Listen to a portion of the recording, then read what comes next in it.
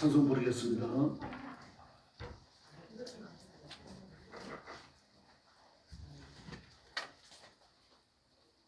내가 누려왔던 모든 것들이 은혜. 가사 묵상하시면서 부르도록 하겠습니다. 지금 우리가 추수감사절을 11월 달에 지키고 있잖아요. 이게 이제 계절하고 맞지 않으니까 추수감사가. 그래서 여러 교단에서 이제 추석 후점 이렇게 다시 정리해야 되지 않느냐 아주 공론이 되고 있습니다. 그래서 10월 첫째 주나 둘째 주에 추수감사절 지키는 교회들이 지금 많아졌어요. 그럼 언제 지키든 하나님의 은혜를 묵상하는 그런 때가 되어야 합니다. 그래서 우리가 하나님께 받은 은혜 생각하면서 이 찬송 드리겠습니다.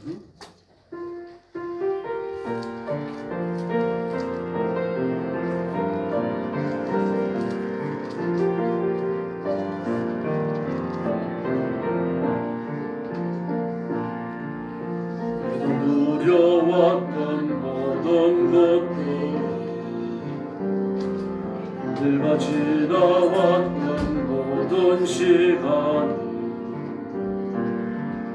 내가 걸어왔던 모든 순간이 만난 것 아니라 은혜였어. 아침 해가 뜨고 저녁에 너 봄의 향기와 가을의 열매 변하는 계절의 모든 순간이 당연한 것 아니라 은혜였어. 모든 것이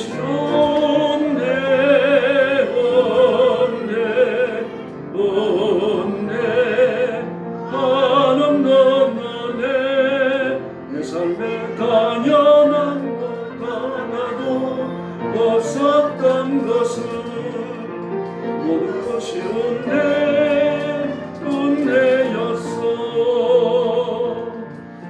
내가 이 땅에 태어나 사는 어디나 이 시절과 지금까지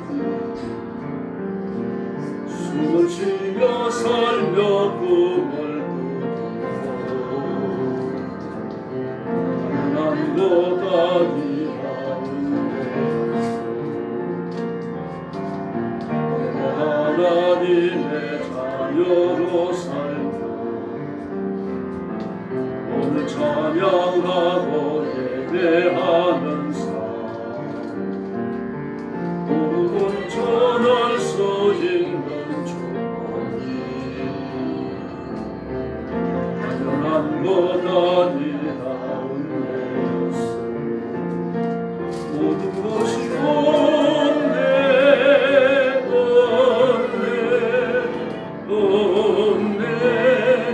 하나님의 은혜 내 삶에 당연한 것 하나도 없었던 것은 모든 것이 은혜였어. 2절 부릅니다. 내가 이 땅에 살고 사는 너가 이 시절과 지금까지 숨을 쉬며 살아오고 당연한 것 아니라 은혜였어. 내가 하나님의 자녀로 살며 오늘 찬양하고 예배하는 삶 복음을 전할 수 있는 축복이 당연한 것 아니라 은혜였어. 모든 것이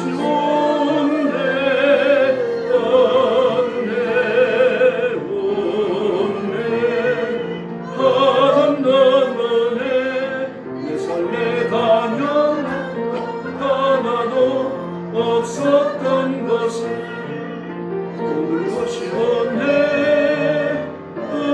은혜였어. 닫고 일어서고 숨쉬며 살아가는 모든 게 은혜인 줄로 믿습니다. 영광 찬양 22장요. 예수 예수 오직 예수님 부르겠습니다.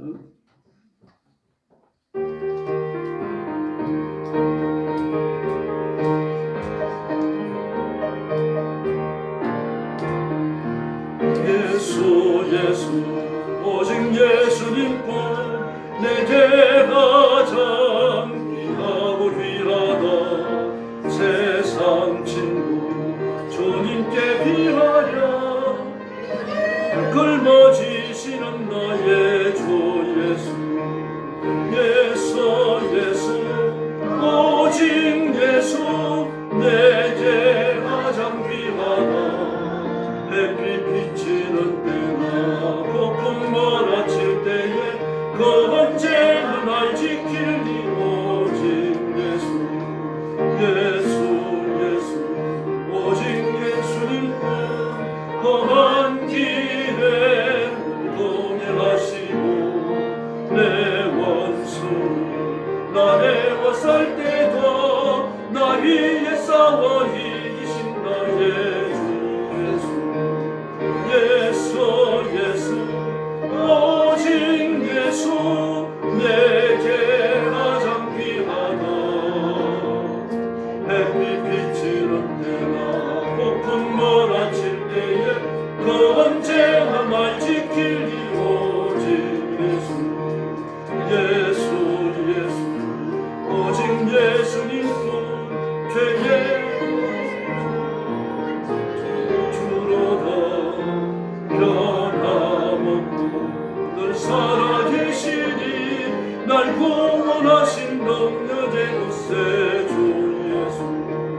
예수 예수 오직 예수 내게 가장 귀하다.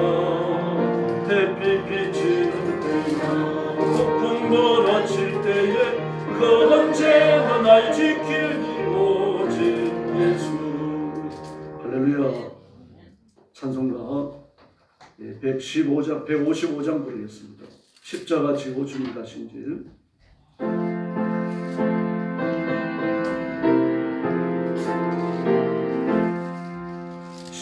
십자가 지고 주님 가신 길 붉은 피 흘린 고난의 길 우리 죄 모두 지고 올라가신 길 이 길 고난의 길 승리의 길 멸시와 천대받고 가신 길 구속의 역사 베푸신 길 우리 죄 모두 지고 홀로 가신 길 이 길 고난의 길 승리의 길 골고다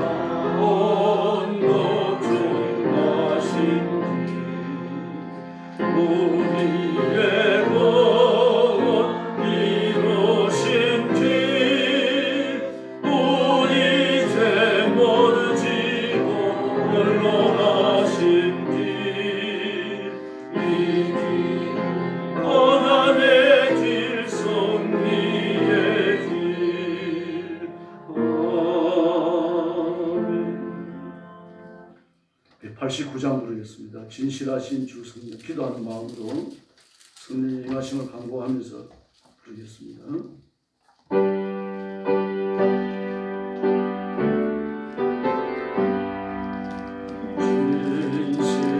진실하신 주 성령 성도 곁에 계시사 술 내기를 할 때에 손을 잡아주시고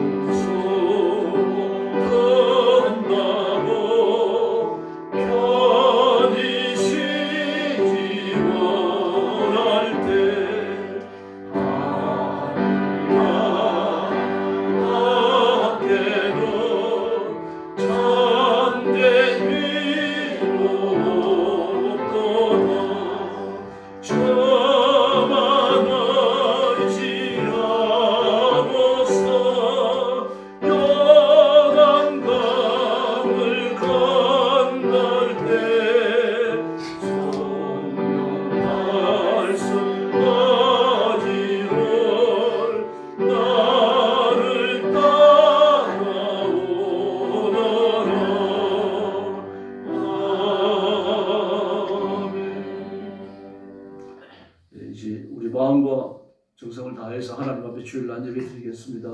일어서 주시기 바랍니다. 머리 숙여서 묵상기도 드리겠습니다.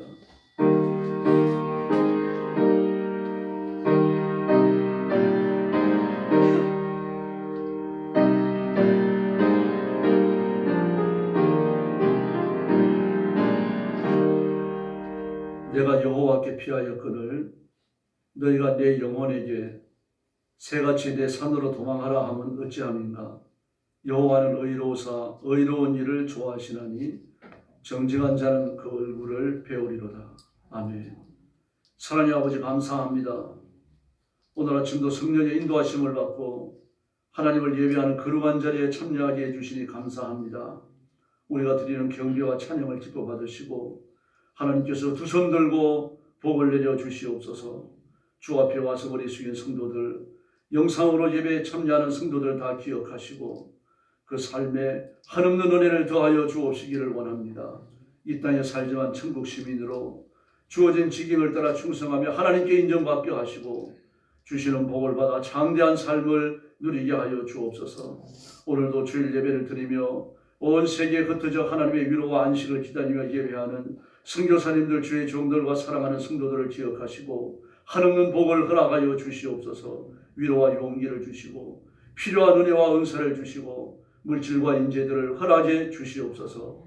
오늘 아침 저희가 드리는 예배가 하나님께 큰 기쁨이 될 줄로 믿사오며 예수님의 이름으로 간절히 기도 올리옵나이다. 아멘. 찬송가 104장 부르겠습니다.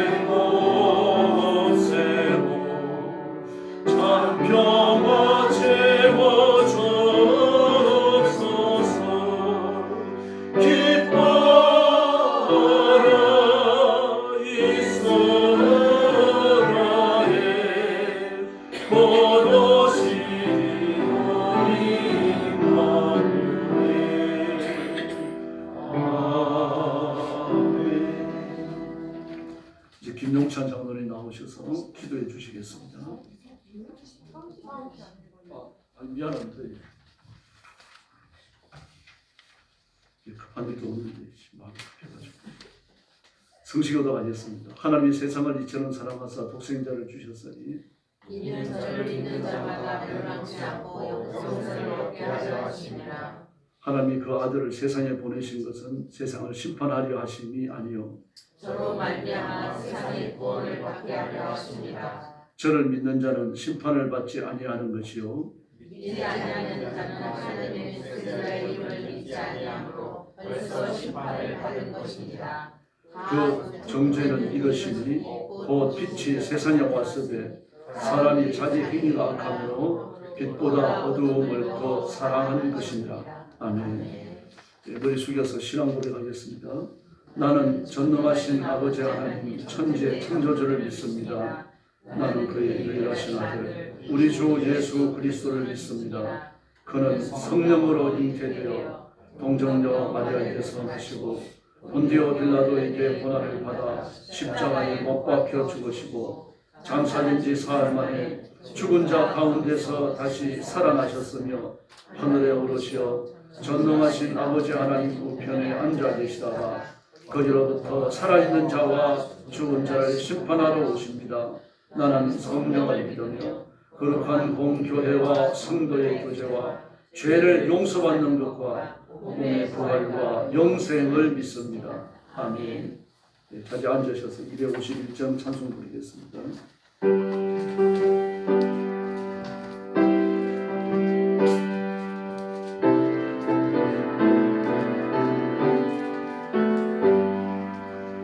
올라다 주님의 근원에 우리의 죄를 대사시려 갈보리 십자가 위에서 어린 양 보혈을 흘렸네.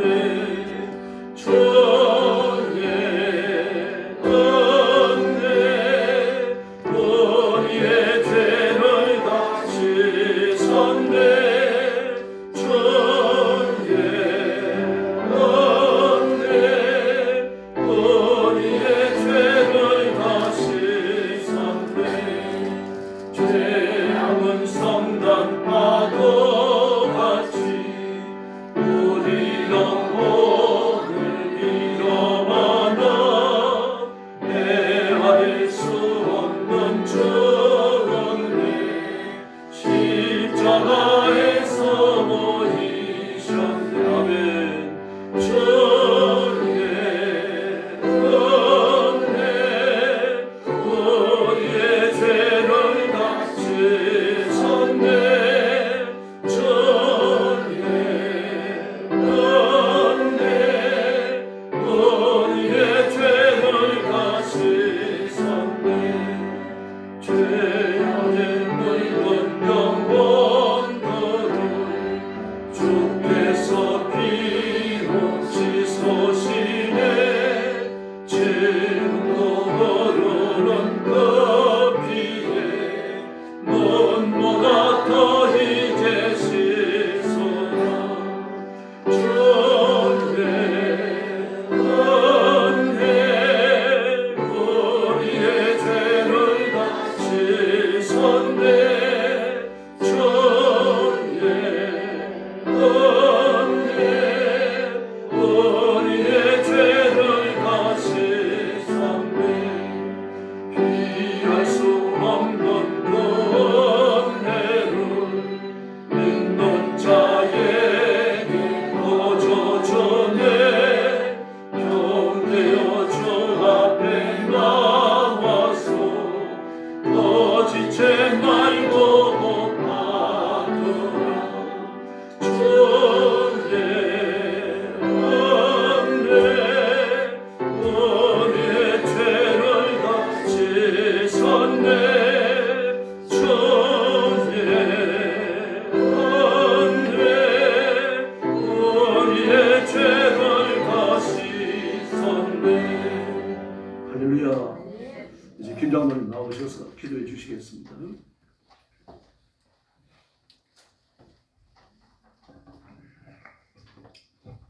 기도하겠습니다. 공의와 사랑의 하나님 아버지, 복된 주일날 주님의 모든 백성이 교회에 모여 영과 진리로 예배드리게 인도하여 주셨음을 감사드립니다. 많은 결실이 맺어지는 좋은 계절을 맞게 하시고 하나님을 찬양하며 아름다운 천지 만물을 누릴 수 있는 은혜를 허락하심에 감사합니다.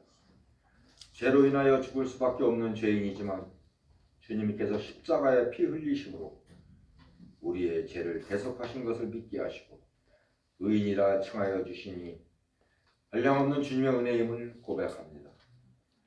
거짓과 욕심이 난무하는 이 세상 속에서 진리의 말씀을 붙잡고 살아가게 하시고 하나님의 약속을 굳게 믿고 하나님의 시선으로 바라보며 옳은 길을 선택하였던 여호수아와 갈렙처럼 성령의 도우심으로 말씀의 전순갑주를 입고 승리하는 우리가 되게 아버지 하나님 도와주시옵소서. 아버지 하나님, 우리나라를 불쌍히 여겨주시고 주님의 전적인 도우심으로 영적인 회복이 일어날 수 있도록 붙들어 주시기를 원합니다. 위정자들은 국민을 섬기게 하시고 국민은 나라를 사랑하는 마음으로 서로를 이해하며 성실한 근면성을 되찾게 하여 주시옵소서. 주님을 믿는 우리가 먼저 기도하는 마음으로 변화받게 하시고 하나님의 말씀으로 능력을 받아 미래를 향하여 더 진취적으로 발전하는 나라로 변화시켜 주시옵소서. 세계 곳곳에서 발발한 분쟁과 전쟁 속에서 사탄의 세력과 악의 축들이 하루속히 이 땅에서 사라지게 하시고 아버지 하나님, 전쟁터에 보내진 저 북한의 생명들도 아버지 하나님 불쌍히 여기셔서 피 흘리는 전쟁터가 속히 평화의 땅으로 변화되게 하여 주시옵소서. 우리가 살고 있는 이 땅, 이 한반도에도 평화 통일이 속히 되어 마지막 때의 구원의 사역을 감당하는 제사장의 국가로 세워 주시옵기를 간절히 원합니다. 아버지 하나님, 마음은 간절히 원하지만 형편과 사정으로 예배에 참석치 못한 성도들이 있습니까? 주님을 의지하는 충만한 은혜로 이루하여 주시고 성도님들 중에 원치 않는 질병으로 고통받고 있는 심령들에게 성령님께서 안수하셔서 모든 병마가 떠나가게 하시고 건강하게 회복되어서 복음 증거가 되는 복된 자들이 되게 하여 주시옵소서. 세계에 나아가 말씀을 전하는 선교사님들을 기억하여 주시고 능력에 능력을 더하셔서 주신 귀한 사명을 잘 감당하게 하시고 복음을 받아 주님을 구주로 믿는 심령들이 그들의 넘치는 기쁨도 허락하여 주시옵소서. 필요한 환경과 돕는 손길도 주셔서 땅끝까지 복음 전하는 사역이 더욱 왕성하게 증거될 수 있기를 원하며 기도드립니다. 아버지 하나님, 지난 주간에는 대학 입시생들이 수능 시험을 치렀습니다. 모두가 노력한 대로 결실의 열매를 거두었으리라 믿습니다. 아버지 하나님, 수능생이 있는 교회나 또 각종 종교단체들이 그들의 이름을 써붙여놓고 열심히들 기도들을 하였습니다. 그런데 아버지 하나님, 가정 형편이 어려워 대학 진학을 포기하고 생활 전선으로 발길을 돌린 우리 청소년들도 많습니다. 수능시험 보러 가는 친구들에게 잘 보고라고 말은 하지만 그들이 쓸쓸히 발걸음을 일터로 향하는 그들도 아버지 하나님 불쌍히 여기셔서 공의를 베풀어 주시옵소서. 그들이 꿈을 접지 말고 비전을 가지고 이 세상을 살아가게 하시고 우리 교회만이라도 그 청소년들을 위해 기도로 그들을 돕게 하여 주시옵소서.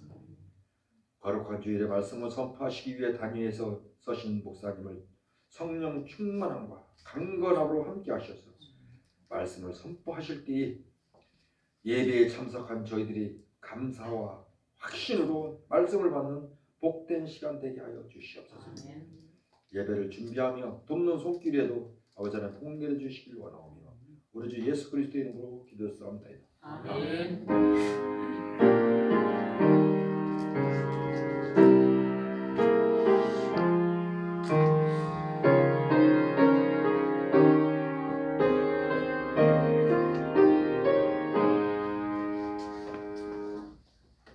하나님의 말씀 묵도하겠습니다. 시편 33편 6절부터 11절까지입니다. 6절부터 8절까지입니다. 구약성경 824페이지.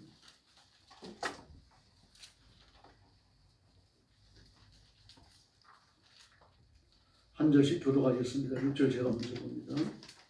여호와의 말씀으로 하늘이 지음이 되었으며 그 만상을 그 입의 기운으로 이루었도다. 그가 바다를 모아 무더기같이 싸우며 깊은 공간에 주도다. 8절 같이 읽습니다. 온 땅은 여호와를 두려워하며 세상의 모든 거민들은 그를 경외할지어다. 아멘. 오늘 설교 제목은 하나님의 복간입니다. 물질에 대한 성경적 교훈과 하나님의 뜻을 이해하는 건 대단히 중요합니다. 물질에 대한 전통적인 기독교의 가치는 청빈입니다. 그리고 유럽이나 아메리카 대륙의 그리스도인들은 다르게 받았습니다. 이 물질은 하나님이 쓰라고 주셨으므로 청빈을 옳지 않다고 봤습니다. 우리가 말이 청빈인지 가난 아닙니까? 청빈이라는 말을 써가지고 가난을 묘하게 아름답게 만들어 놨는데 청빈이 가난이죠. 그런데 우리는 가난을 기독교의 중요한 정신으로 받고 있다는 사실입니다. 성경적 가르침과 과연 일치하는 건지 살펴봐야 되겠죠. 똑같은 말씀을 받았는데 유럽이나 아메리카 대륙의 그리스도인들은 창대하며 부자로 살아야 된다라고 생각을 하고 하나님 앞에 그렇게 부를 구해왔고 부를 개발하고 축적해 왔어요. 이미 잘 사는데도 불구하고 여전히 그리스도인이 물질의 복을 받아야 된다라고 하는 설교를 기복적 설교라고 몰아붙이고 공격하는 사람들이 한둘이 아닙니다. 또 목회자들도 그렇고 성도들도 그렇고요. 그러므로 기복이 옳지 않다면 청빈하게 살아야 된다고 하면 자신이 가진 재산을 내놔야죠. 내놓고 가난은 돌아가야죠. 그리고 그런 주장을 해야 되는 거죠. 뭐 그런 이유가 있을 겁니다. 예수님께서 산에 여우 굴이 있고 나는 새도 집이 있지만 오직 인자는 머리 둘 곳이 없다 그러셨어요. 말씀 맞는 말이죠. 꼭 맞는 말도 아닙니다. 왜냐하면 예수님이 현실을 이야기하셨습니다. 법적인 문제를 대기하셨어요. 그런데 예수님이 살아가신 현실을 보면은 그렇지는 않거든요. 성 프란시스코요. 무소유의 삶을 살았습니다. 인자는 머리 둘 곳이 없다. 지방간은 없다. 이 말씀을 기독교를 청빈해야 된다. 그런 말씀으로 받았기 때문에 그렇게 사는 사람들이 많았고 그 대표적인 사람이 성 프란시스입니다. 그는 그 당시 아주 부잣집에 태어납니다. 비단 장사가 그 아버지 어머니였어요. 부족함이 없었습니다. 아주 염려가 없었습니다. 그러던 그가 예수 그리스도를 만나고 모든 부요를 집어 던져버립니다. 그리고 집을 나와가지고 거지로 살면서 청빈한 삶을 살고 버려진 이웃을 사랑하면서 수도에 일절 전진합니다. 그러면서 천주교에 대해서 한 유파가 생겨버렸죠. 성 프란시스코를 따르는 무소유를 주장하는 프란시스회가 생겨났습니다. 또 일본의 성자라고 불리우는 사람도 있습니다. 20대 청년이 예수 그리스도를 믿었습니다. 그런데 도무지 삶의 진전이 안 일어나요. 많은 절망감에 부딪힙니다. 폐결함을 앓고 있고요. 그러므로 20대 청년이 폐결함을 앓고 있으니까 그 삶에 무슨 소망이 보이겠어요. 극도의 절망감에 몸부림치다가 앞으로 내가 얼마 못 사니까 이 시간이라도 하나님 앞에 바치자. 그렇게 결단을 하고 빈민구로 들어갑니다. 일본의 빈민구는 유명합니다. 그 당시거든요. 저러니까요. 가난하고 소외된 사람들, 병 걸리고 말입니다.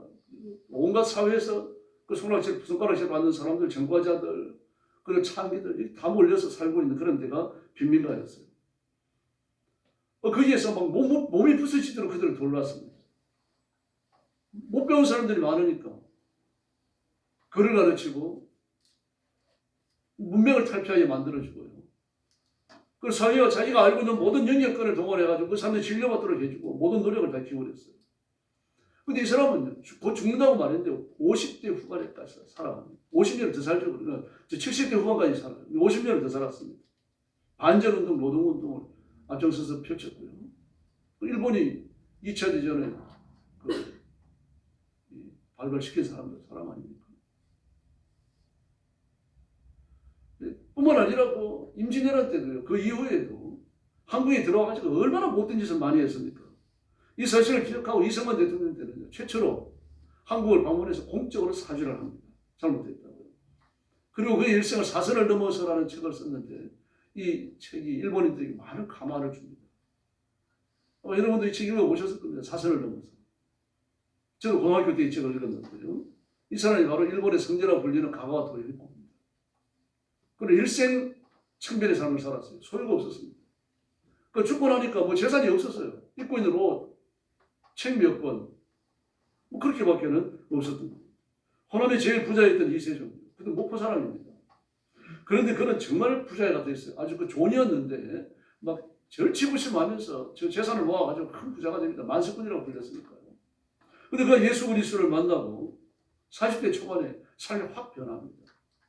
그 아내와 자식들에게 평생 먹을 수 있는 재산을 나눠주고, 그리고 빚진 사람들을 전부 불러가지고 빚문수를 불태워버립니다. 그리고 남은 재산을 처분해가지고 가난한 사람들에게 나누어주고 자기는 무소의 삶을 살다가 죽었어요.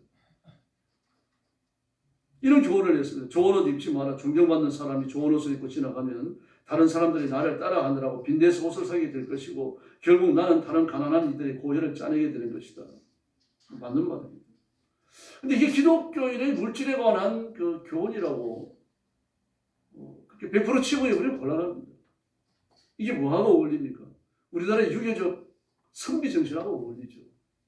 선비는 냉수를 마시면 어떻게 해야 됩니까? 고기 먹은 것처럼 이빨 쑤셔야 되는 거죠. 비가 와도 뛰어서는 안 되고 짓불주해서 안 되고요. 없어도 있는 척 해야 되고. 선비의 청빈사상 아닙니까? 그걸 덕으로 알았죠. 덕으로 알았으니까 죽어나는 사람이 누굽니까? 그 아내죠. 바느질을 해야 되고 풀싹을 사야 되고 말입니다. 온갖 노력을 다 해가지고 돈이라도 벌어들여야 입에 풀칠이라고 할 수 있으니까요. 남편이랑 생긴 건 말입니다. 선비라고 들어앉아갖고 말입니다. 뭐 일할 생각은 안 하고 글이나 읽어대고 말이죠. 그러고 있으니까. 그게 바른 것입니까? 기독교인이 과연 무소유로 사는 것이 옳은 것인가 말입니다. 그 예수님도 가난하고 사도들도 가난했다. 그럼 또 프랜시스도 가난했고 가와와 도요이크도 이세종도 가난했다. 이들은 다 반물질적 사상으로 살았다. 그렇게 말합니다. 그러나 이분들은 반물질적 사상으로 산 게 아닙니다. 물질이 그렇게 나쁜 거라면 하나님이 안 만드셔야죠. 만들어 주셨으니까 유익한 거예요. 이분들은 자신의 소유보다 하나님을 더 사랑했던 사람입니다. 물질을 악하게 보고 물질을 반대한 것이 아니라는 겁니다. 무슨 돈이 윤리성이 있습니까? 돈이 사람을 조종합니까? 돈 가진 사람을 악하게 만들기도 하고 착하게 만들기도 합니까? 그게 아니잖아요. 돈을 소유한 사람이 악하면 돈을 악하게 쓰는 거죠. 돈을 소유한 사람이 선하면 선하게 쓰는 겁니다. 그래서 선악이 갈라지는 건 돈 때문이 아니죠. 사람의 인격입니다. 성경은요, 반물질적 사고를 가르치지도 않고 주장하지도 않아요. 물질을 악하게 보는 건 마귀의 속임수입니다. 하나님이 사람을 겸손하게 만들 수 있어요. 그럼 없어서 겸손하다면 잘 들여다보셔야 됩니다. 비굴한 건지 겸손한 건지. 정말 중요한 것은요, 가지고 겸손한 것이지 없어서 비굴한 건 아니에요, 여러분. 그런 그리스도인이 되면 안 됩니다. 저는 기도할 때마다 여러분을 위해서 기도해요. 절대로 돈 끌어다니지 않게 해주십시오. 꿔주는 사람이 돼야 돼요. 나눠주는 사람. 그러면서도 겸손하셔야 되는 겁니다. 돈을 의지하지 말고 하나님을 의지해야 될 줄로 믿습니다. 가난은요, 경건을 만들어내지 않습니다. 경건해질 수 있는 단초는 제공이에요. 없으니까 하나님 앞에 엎드릴 수밖에 없잖아요. 그러니까 많이 가진 사람보다 더 많이 기도할 수 있죠. 더 많이 조심할 수 있죠. 영적으로 더 정진할 수 있다는 얘기입니다. 그러나 참 경건은 가난이 아닙니다. 하나님 말씀에 대한 복종과 순종인 줄로 믿습니다. 예수님이 정말 가난하게 사셨습니까? 예수님 이름으로 등기된 집이 없었던 겁니다. 예수님 몇 세에 죽으실 걸 아시는데 집을 등기해서 뭐 하시게요? 그러나 예수님이 옷을 허름하게 입으셨다든지 말입니다. 거지처럼 사셨다든지 그런 기록이 있습니까? 그렇지 않아요, 여러분. 예수님은요, 사람들이 바라볼 때 누구든지 함부로 하지 못할 기품이 있으셨습니다. 그 기품은 내면의 기품뿐만 아니라 예수님의 입술이 깨끗했다는 얘기예요. 그 소재 기품을 읽을 수 있는 사람은 흔치 않아요, 여러분. 그 사람을 대면해서 얘기를 나누고 듣는 얘기하는 것을 이해하고 그 사람이 인기에 감화될 수 있는 수준이 비어져야 그 사람이 기품을 발견하는 겁니다. 일반 서민들은요, 외모에 압도되는 거죠. 그래서 그리스도인들 옷을 깨끗하게 입으세요. 저런대로 입지 마시고요. 최선을 다해갖고 자신을 사치스럽게 꾸며서야 안 되지만 그 기독교인답게 꾸미고 다니셔야 되는 겁니다. 왜? 안 믿는 사람은 그걸 봐요. 기독교인들을 봅니다. 예수 믿는다 그러면서 맨날 저렇게 게다짜기를 끌고 다니네. 구겨진 옷이나 입고 다니네. 그러면 안 되는 거잖아요. 프랜시스도 마찬가지입니다. 그럼 무소유를 주자 예수님 맞아요. 그런데 탁발을 해가지고 밥을 얻어서라도 와가지고 프랜시스를 먹여주는 제자들이 없었다고 하면요, 굶어 죽겠죠, 예수님이. 무소유의 교리를 설파하셨던 이유도 누군가의 헌신이 있었기 때문에, 돈을 갖다 주는 사람이 있었기 때문이라는 말입니다. 이세종도 마찬가지입니다. 재산을 다 나눠줬지만 이세종을 먹여 살린 사람이 누굽니까? 그 제자들이에요. 성 프란시스도요. 그 이런 걸 얻고 난 다음에는 그 이제 와가지고 재산을 기특하고 유산을 기특하는 사람이 한둘이 아닙니다. 그 돈 갖고 살아간 거 아닙니까? 그가 왜 가난했습니까? 그는 무소유를 주장했지만 가난하지 않았어요, 여러분. 이세종도 마찬가지입니다. 제자들이 그걸 얻고 다녔습니다, 여러분. 기도를 많이 하고 금식을 많이 하고 자꾸 가난하니까 언덕을 못 올라갔어요, 이세종. 나중에 나이 먹어갖고는. 제자들이 그걸 먹여 살린 겁니다. 왜 무소유라고 그럽니까? 이세종 이름으로 등기된 집이 없는 것이고 계좌 하나가 없었기 때문입니다. 그래서 무소유라고 말할 수 있는 거죠. 실제로 그가 입고 쓰고 먹을 수 있는 모든 물질이 다 공급되어 있습니다. 이걸 무소유라고 그러면 되겠습니까? 가가와 도요익군도 마찬가지입니다. 그런 기획을 해가면서 그 많은 그 빈민굴 말입니다. 이름이 빈민굴입니다. 우리말로 하면요. 그 지역을 이렇게 불렀어요. 거기 들어가가지고 그 사람들을 먹여 살리고 그 사람들을 돌보고 그 사람을 치료하는데 돈이 얼마나 들어가겠습니까? 만약에 가가와 도요익군을 뒤에서 후원해주는 후원자가 없었으면요. 그 폐병을 죽었겠죠. 누구든지 일 안 하고 무전히 가만히 기강하면 노숙자 되는 겁니다. 민폐 끼치는 거예요. 만약에 주변에서 물질을 공급하는 손길이 없었다고 하면요. 이세종을 보사하고 예수님이시라고 하더라도요. 굶주렸을 거예요. 아니면 바울처럼 일을 하셨든지. 주님이 그런 일 안 하셨잖아요. 노동 안 하셨습니다. 밥벌이 안 하셨어요. 왜 그렇습니까? 끊임없이 예수님께 물질을 공급하는 손길이 있었습니다. 그들이 누구였습니까? 예수님께서 금이하는 이름들을 보세요. 그 당시 로마 정부에서 이름을 떨치고 있던 남편을 둔 여성들이에요. 부자들입니다, 여러분.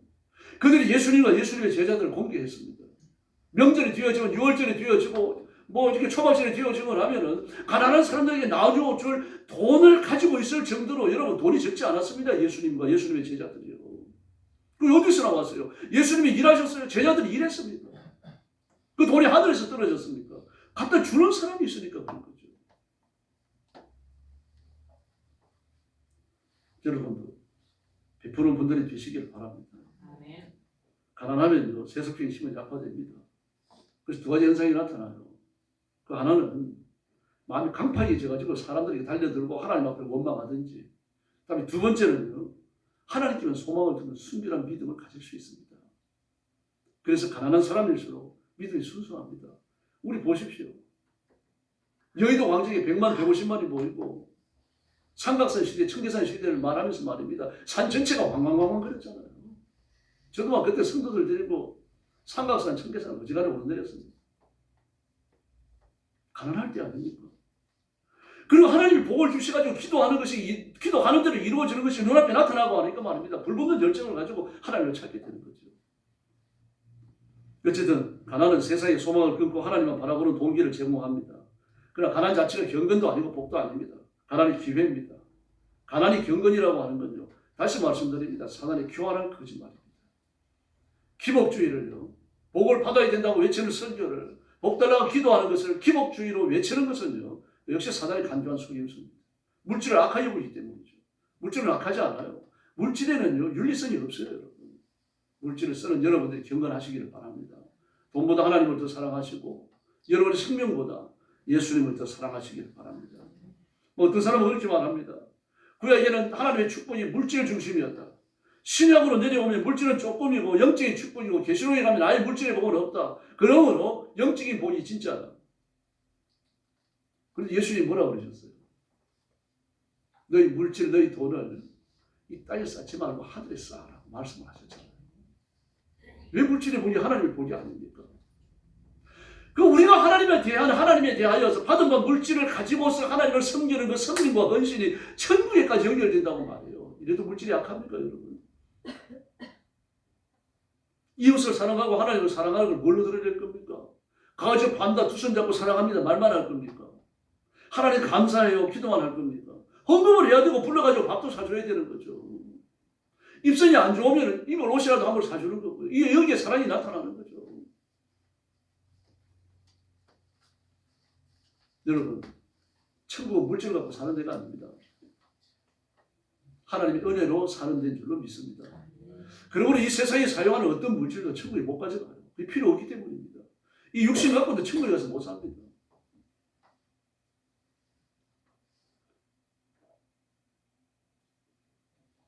이 육신은 이 땅에 최적화되어 있어요. 천국에는요, 새로운 몸을 받아야 됩니다. 그래서 예수님이 재림하실 때 새로운 몸을 받는 겁니다. 그런 의미에서 상대적으로 물질은 제한될 수밖에 없죠.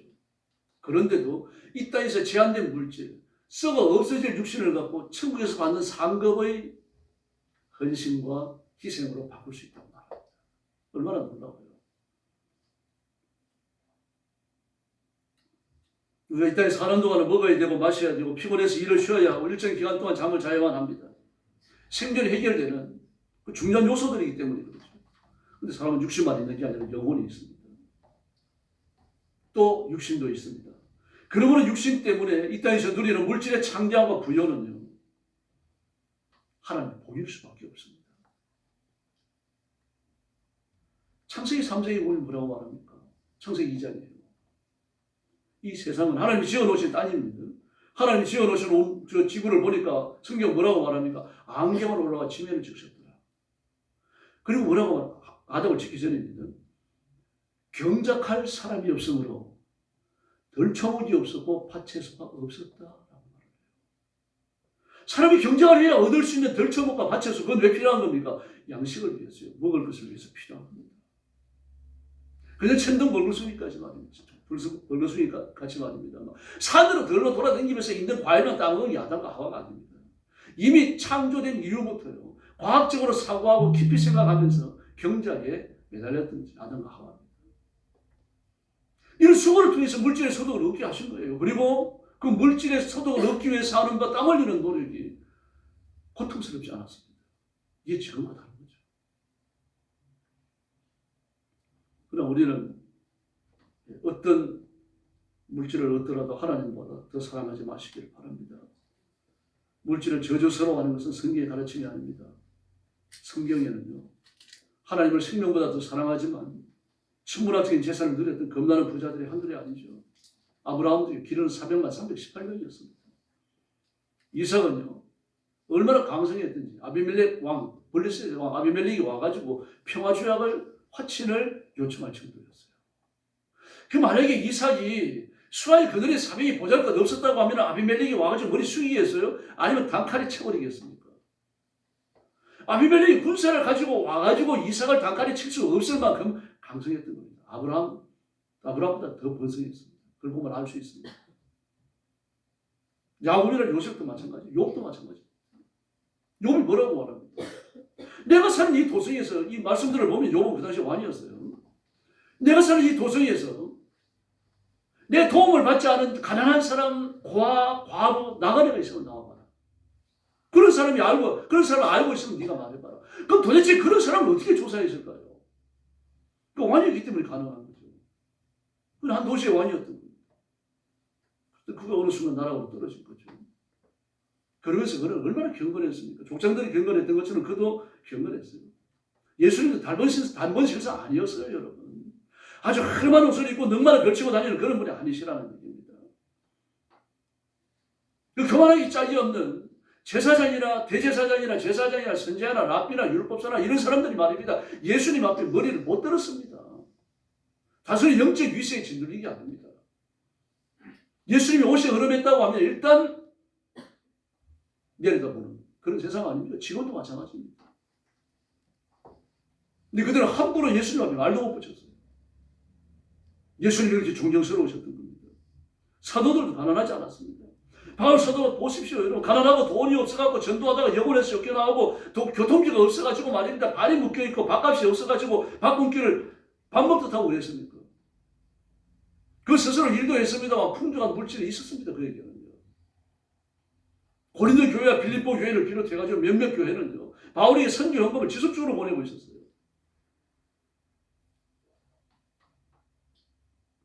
마가복음을 기록한 예루살렘의 마가 요한도 마찬가지입니다. 얼마나 부자인지 자기 집 다락방이에요. 500여 명이 모일 수 있었어요. 집이 얼마나 크게 그렇겠습니까? 그 유대인들이 말하는 다락은요, 옥상에 짓는 집입니다. 우리가 얘기하니까 뭐 이걸 한두 채 넣을 수 있는 그런 다락이 아니에요. 그 유대인들의 집은 뭐 벽도 그렇습니다만 지붕은 역청과 진흙을 의해가지고 바릅니다. 그래서 시멘트처럼 견고해요.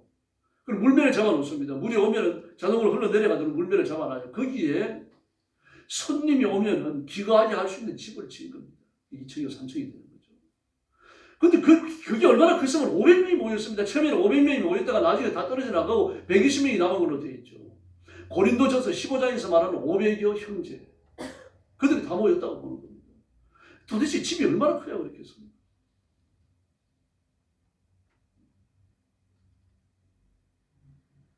이런 집을 운영하려고 하면 돈이 얼마나 들었겠어요? 하이는 몇 명이겠습니까? 1, 20명이겠습니까?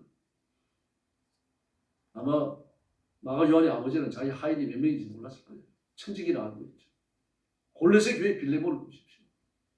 골로새 교회가 빌레몬의 집에서 매번 모였고 모일 때마다 빌레몬이 그 모이는 성도들이 먹을 밥값을 자기가 다 냈습니다. 꼭 자기가 밥을 내서 밥을 해가지고 우리 성도 다 대접했어요.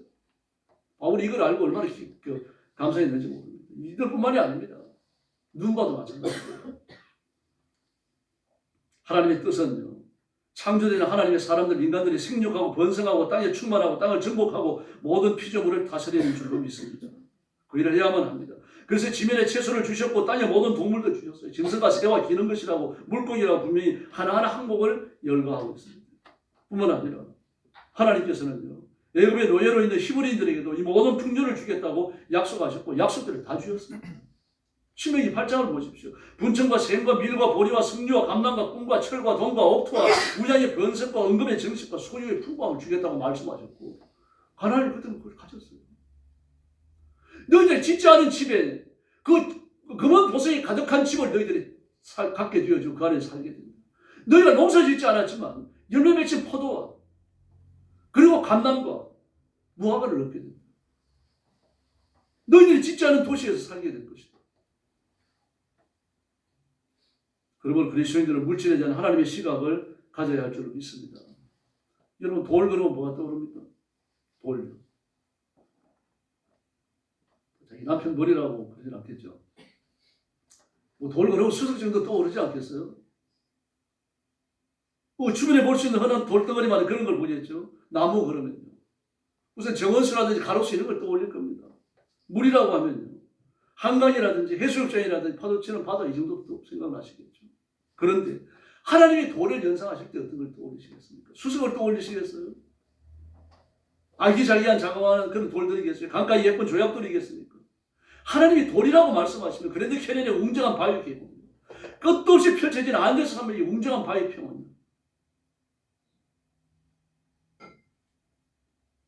우리는 잘 모릅니다만 하나님께서는요, 온 세상에 어떤 돌들이 있는지를 다 아십니다.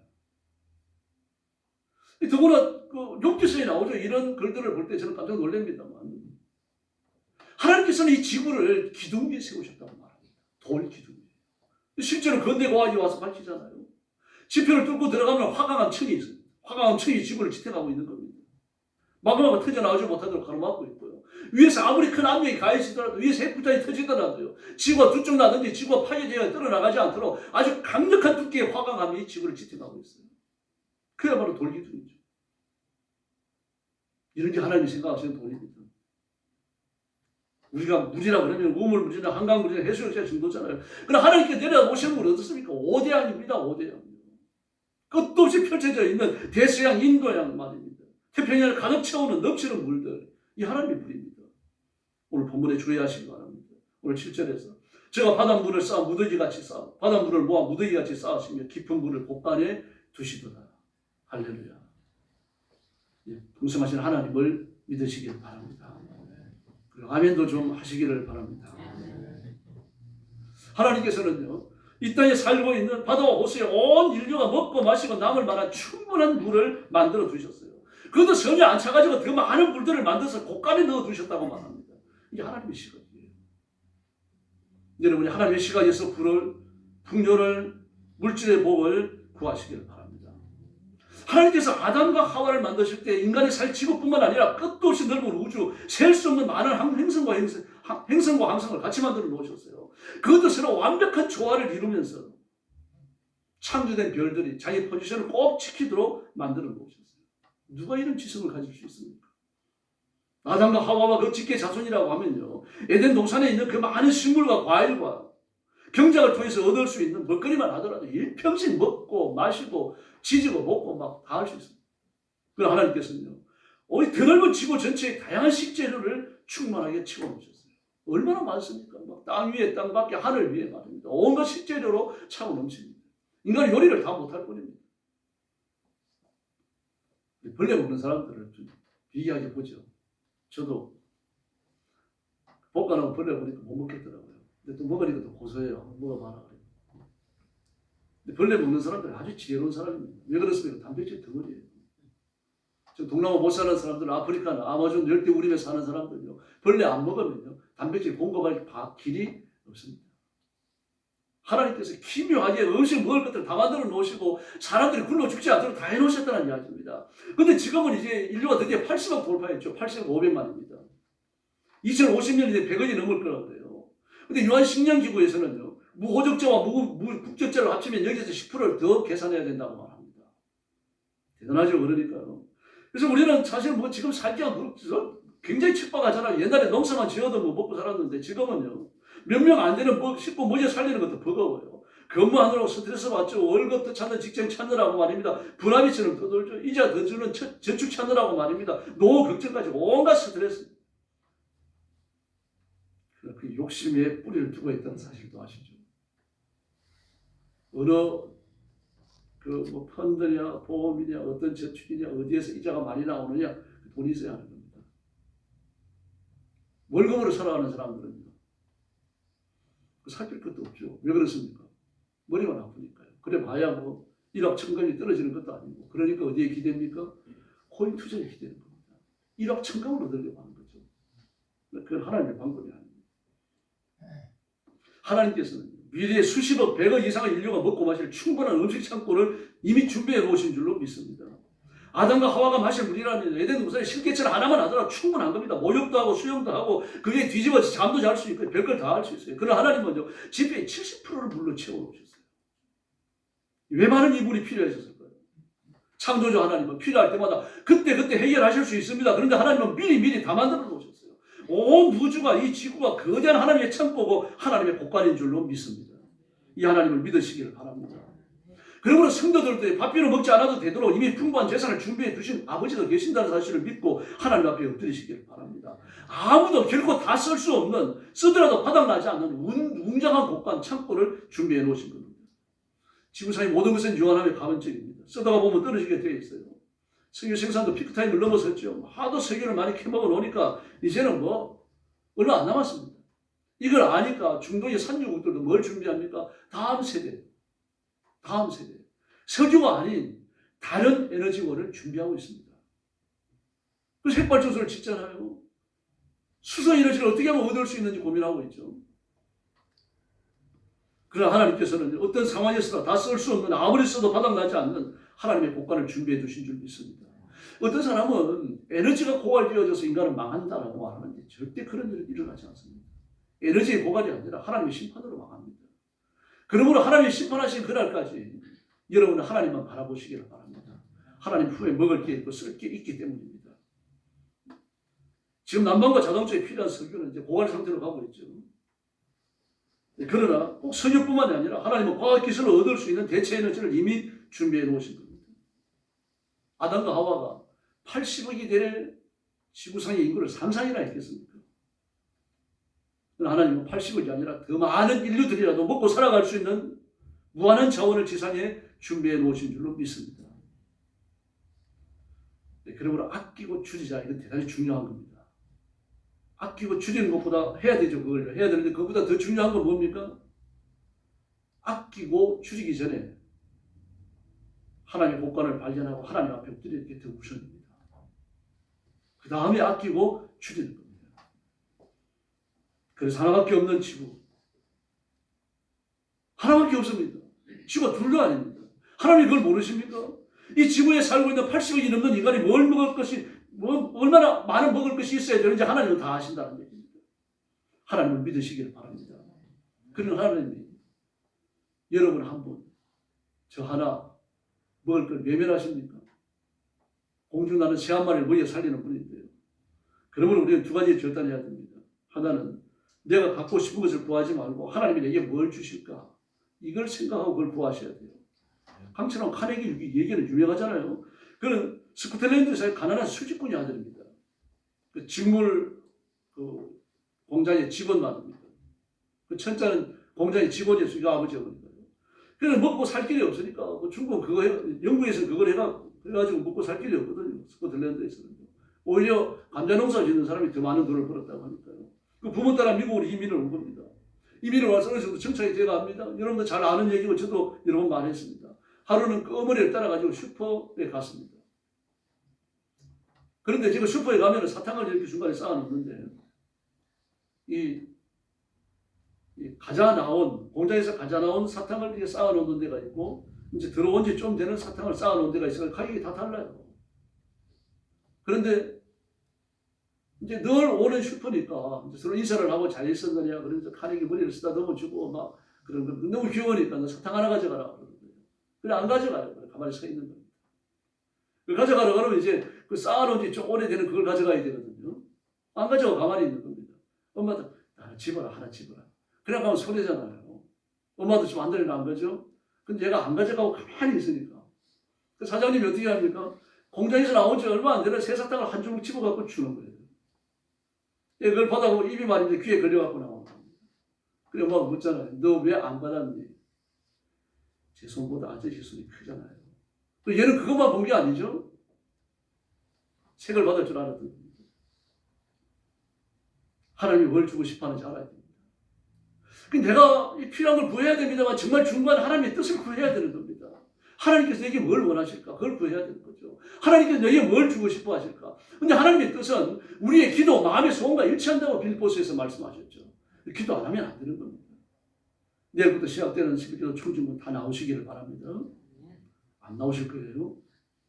다 나오시기를 바랍니다. 네, 할렐루야. 다 나오시고 기도하십시다.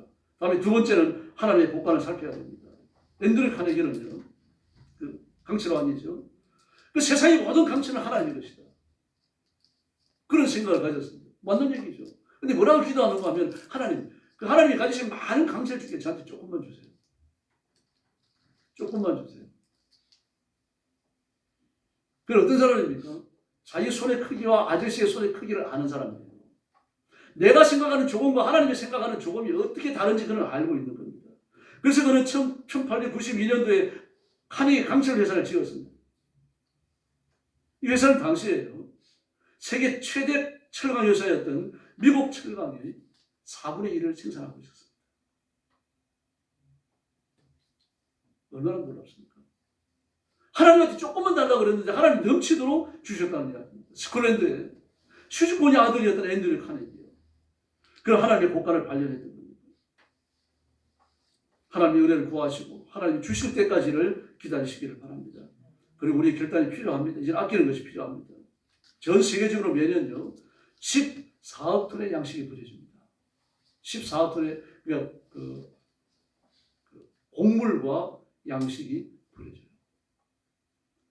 이게 2조 7천억 달러라고 말합니다. 우리 손으로 합치면요 3,700억, 3,700조입니다. 3,700조예요. 지금 맞나요?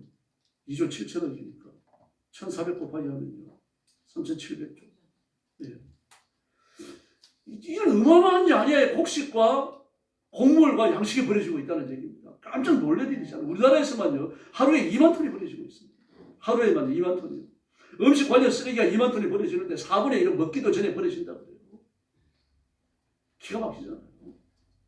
많은 사람들이 그냥 뭐 욕심에 사다 놨다가 냉장고에 넣어놨다가 얼어 빠진 건 말입니다. 그리고 냉장고에 들어가가지고 먹지 않아가지고 좀 오래된 거 그냥 봉지도 안 들어가고 그냥 갖다 버리는 거예요. 여러분은 안 그래 보셨습니까? 큰 냉장고 비우다 보면 그런 일이 없으셨어요.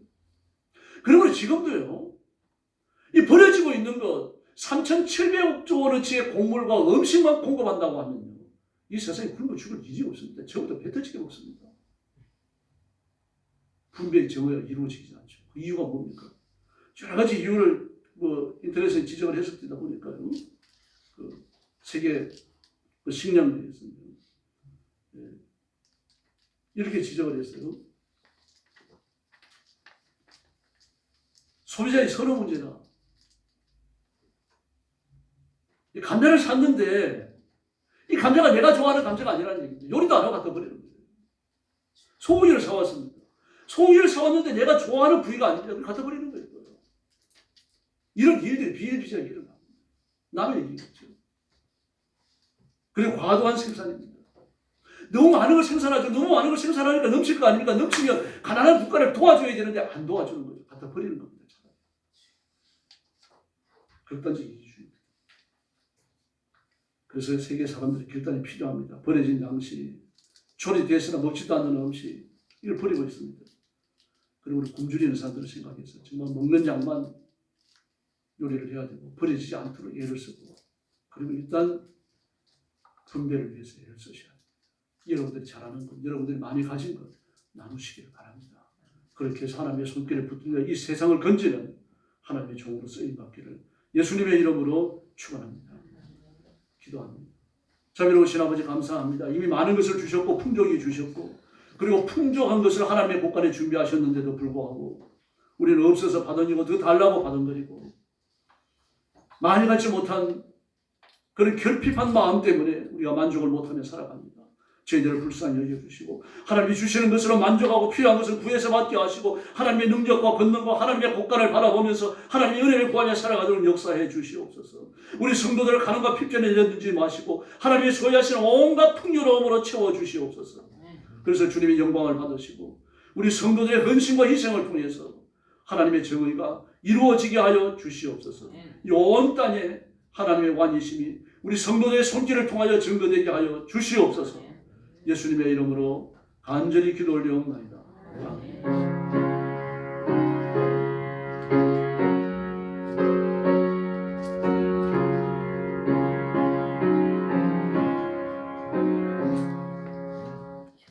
찬송가 302장 부르겠습니다. 4절 부를 때 헌금해 주시기 바랍니다.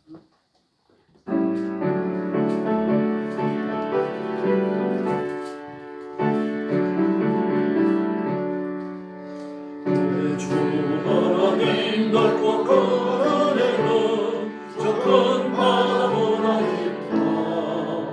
너무나 주를 불러 깊은 대로 저 한가운데 가보라. 온 땅을 떠나서 창가에 뵙기로 내 주 예수 은혜의 바다로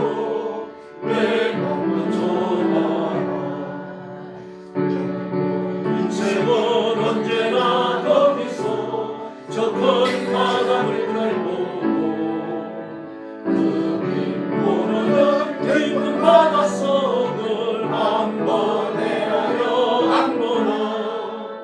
온 땅을 떠나서 창가에 뵙기로 내 주 예수 은혜의 바다로 내가 멈춰봐라.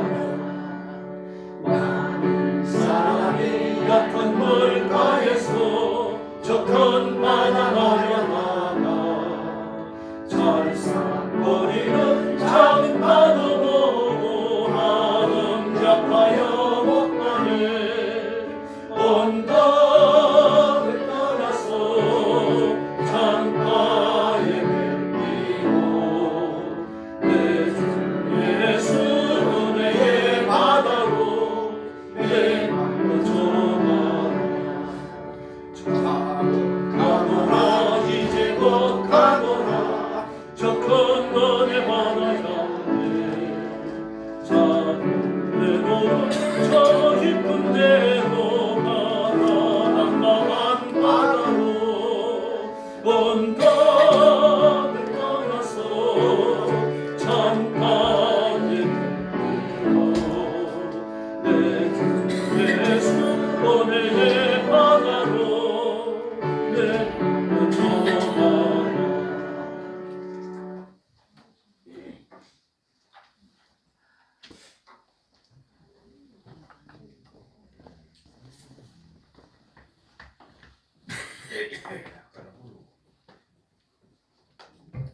기도하겠습니다. 자비로우신 아버지, 온 힘과 마음과 정성을 다하여 예배드리고 또 예물을 구별하여 하나님 앞에 바치며 헌신하는 성도들을 기억하시고 복을 주시기를 간절히 원합니다. 하나님의 복관을 열어 하나님이 준비하신 모든 풍족한 것들을 허락해 주시고 남은 생에 힘을 다하여 충성하며 살도록 역사해 주시옵소서. 물질이 없어 끌어다니지 않도록 도와주시고 오히려 남이 구워주고 베풀고 복음 전하고 하나님의 교회를 앞장서서 섬기고 주의 종들을 공개하고 하나님께 붙들림 받으여 쓰임받는 일꾼들 되게 하여 주옵소서. 손으로 한 일을 번성하며 형통하게 하셔서 하나님의 복주심을 온 사방에 증거하며 하나님의 통치를 나타내게 하여 주시옵소서. 이 물질을 주께 봉헌하오며 예수님의 이름으로 간절히 기도 올리옵나이다. 아멘.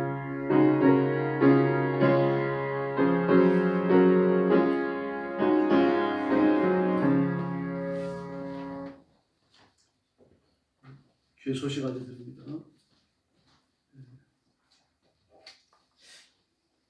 외울 말씀은 요한복음 15장 8절입니다. 너희가 열매를 많이 맺으면 내 아버지께서 영광을 받으실 것이요 너희는 내 제자가 되리라. 요한복음 15장 8절 같이 외우겠습니다. 너희가 열매를 많이 맺으면 내 아버지께서 영광을 받으실 것이요 너희는 내 제자가 되리라. 요한복음 15장 8절 말씀입니다. 교회 성전과 성숙을 위해서 기도해 주시기 바랍니다. 구원받아야 할 영혼들 그리고 교회를 정하지 못한 사람들 우리 교회로 보내달라고 기도하시고 우리 교회의 부흥의 문을 열어주시고 또 성령께서 간절히 역사하셔서 우리 교회가 뜨거운 예배를 회복하도록 기도해 주시기 바랍니다. 그리고 전쟁 때문에 온 세계가 몸살입니다. 전쟁이 끝나고 나도 쉽지 않은 일들이 펼쳐집니다. 그래서 기도해 주시고요. 또 트럼프가 어떤 마음을 묵념하에 따라 가지고 세계 판도가 달라집니다. 미국과 영향을 주고받는 그 나라만 달라지는 게 아니라 전 세계 질서가 바뀌어버려요. 미국의 영향이 되게 큽니다. 그래서 중국도 이제 겉으로 중국의 힘을 드러내지 않고 그렇게 모택돈이 교훈한 대로 그렇게 하기로 이제 내부적인 결정을 했다고 그러네요. 그래서 아마 앞으로 태도가 달라질 겁니다. 우리나라에 대해 가지고 무비자 입국을 열었는데 이 정도가 아니라 미국에 대해서 상당히 온순한 태도를 갖게 될 겁니다. 그렇게 하시고 특별히 트럼프를 위해서 기도하시고 우리나라와 좋은 관계가 계속되도록 그렇게 기도해 주시고요. 트럼프가 마음을 한번 먹으면 우리나라 경제가 완전히 바뀝니다. 우리가 상상하는 것 이상으로 바뀌어집니다. 그리고 인공지능의 국제적 표준을 이제 미국이 발표하겠죠. 그런데 인공지능에 그 미국이 괄목할 만한 수준에 있고 미국과 협업할 수 있다고 여기는 나라가 우리나라거든요. 중국이 인공지능이 발달되어 있지만 중국은 제한이 있습니다. 왜냐하면 반도체가 없기 때문에. 이런 것들도 그렇고요. 그리고 인공지능과 로봇의 결합을 위해 갖고 지금 눈부시게 발전을 계속하고 있습니다. 우리나라도 굉장히 유리한 상황이 펼쳐질 수 있어요. 미국이 우리나라를 위험하게 보고 브레이크 걸면요, 그것이 끝납니다. 미국 때문에 그러느냐? 미국한테 그런 힘이 있으니까요. 그래서 미국과 우리나라가 좋은 관계가 유지되어져야 우리나라 국위가 달라지고 국가의 경제적 분위기가 달라집니다. 이런 것들을 놓고 기도해 주시고요. 전쟁이 끝나기를 부르짖어 주시길 바랍니다. 우크라이나가 미국이 원조 안 하면 핵을 만들겠다 그러는데 그것도 쉬운 일은 아닙니다. 핵이 만들어지면 우크라이나하고 러시아로 끝나는 게 아니죠. 정말 위험한 상황이 펼쳐집니다. 그 전쟁도 빨리 종식되도록 지금 우크라이나가 그 국토의 한 20% 정도 잃었어요. 그 러시아가 12개 군단이 있는데 전투는 2개 군단밖에 참여를 안 시켰습니다. 그리고 우크라이나가 20%만 뺏긴 것도 사실은 러시아가 봐준 거죠. 여기서 끝을 맺도록 해야 됩니다. 우크라이나가 손해가 되겠지만 그 끝을 맺고 여기에서 적당한 발전을 구해야 돼요. 이런 것들을 위해서 기도해 주시고 또 이스라엘 전쟁도 정말 심각한 상황으로 나갈 것 같지 않습니다. 그래도 빨리 끝나야 됩니다. 그렇게 기도해 주시고 우리 국가의 평화를 위해서 기도해 주시길 바랍니다. 그 정치인이 돼서는 안 되는 사람들이 지금 정치인이 돼가지고 나라를 매우 위태롭게 하고 있죠. 상당수가 정리될 것 같습니다. 여러분도 보시겠지만요. 나라와 민족을 위해서 기도해 주시고 내일부터 새벽기도 총정은 시작됩니다. 자기 순서 잘 파악하시고 뭐 순서에 나오기 어려우신 분들은 전화 사모에게 말씀해 주셔서 바꾸도록 그렇게 해주시기 바랍니다. 이제 옆에 계신 분들하고 인사 나눠주시기 바랍니다. 한 번 더 인사하시죠. 하나님의 국가는 당신을 위한 것입니다. 할렐루야. 다 같이 일어나셔서 55장 찬송하고 축도하겠습니다. 그리고 잠깐만요. 오늘 오후 예배 후에 중요한 방법이 있는데요. 예결이 예배 모임 갖겠습니다. 권사님하고 그 안수 집사님 또 각 기관 장들 예년처럼 똑같이 이렇게 모이시길 바랍니다.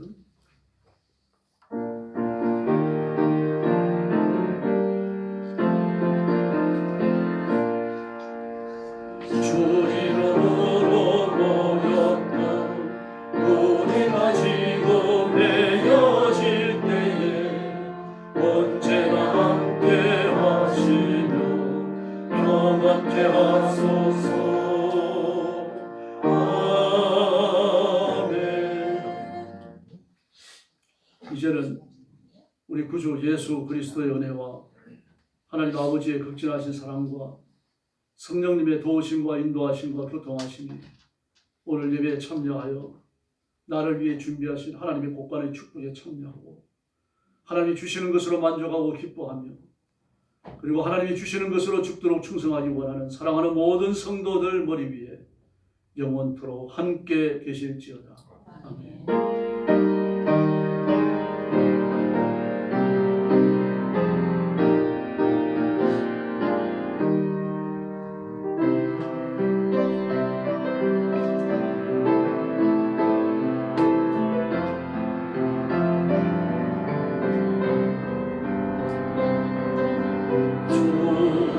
다시 오실 때까지 나는 이 집을 가리라. 좁은 길 내 십자가 지고 나의 발음이 끝에서 나는 주님을 보리라.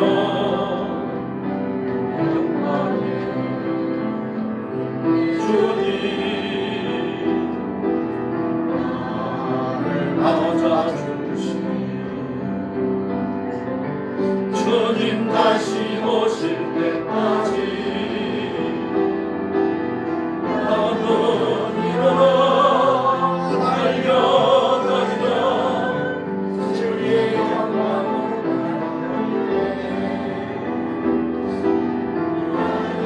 일어나 내 사모하는